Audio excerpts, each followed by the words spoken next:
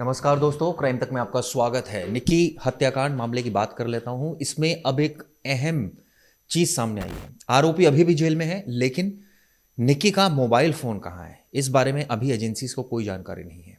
आपको बता दें, इसमें कई ट्विस्ट भी आ गए हैं।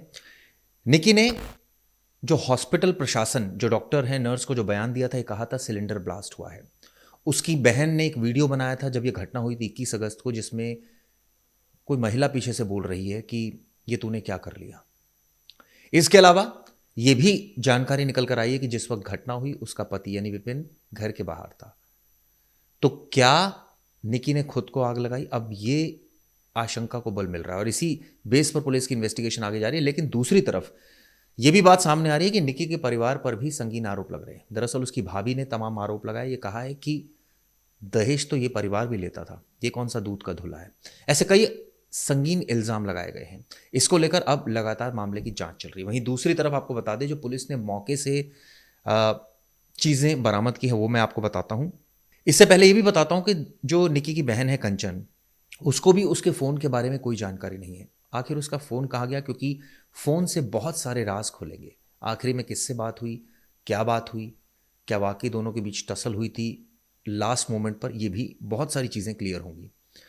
निकी का जो मोबाइल है वो गायब है। थिनर की बोतल, लाइटर मिल चुके हैं। जो लाइटर है, थिनर की बोतल भी मिल चुकी है, लेकिन मोबाइल के नाम पर पुलिस कुछ नहीं कह रही। तमाम वीडियो सामने आए थे, जिसमें एक वीडियो पुराना भी था, फरवरी का।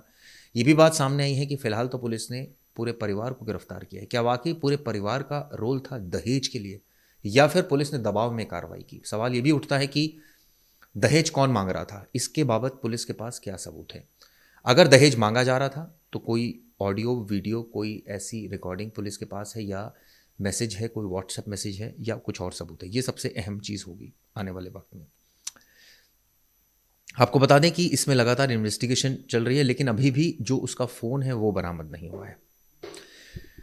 लेकिन ये कहानी का एक पहलू है। दूसरा पहलू ये भी है कि इंस्टाग्राम वो रील बनाती थी, इससे दुखी रहता था उसका पति। उसका पति कोई काम नहीं करता था, उसका पति अय्याश था और इसको लेकर एफआईआर दर्ज हुई थी। ये भी बात हम सबको पता है। तो ऐसा नहीं है कि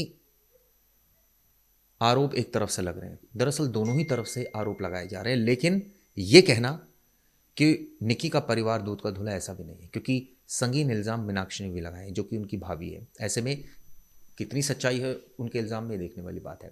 अब सवाल ये उठता है कि जिस वक्त शादी हुई थी निकी और कंचन की, परिवार ने क्या क्या गिफ्ट दिए थे, उसके बाद कब कब किस किस पॉइंट पर क्या क्या मांगा गया, क्या इसको लेकर कोई सबूत मौजूद है निकी के परिवार वालों के पास?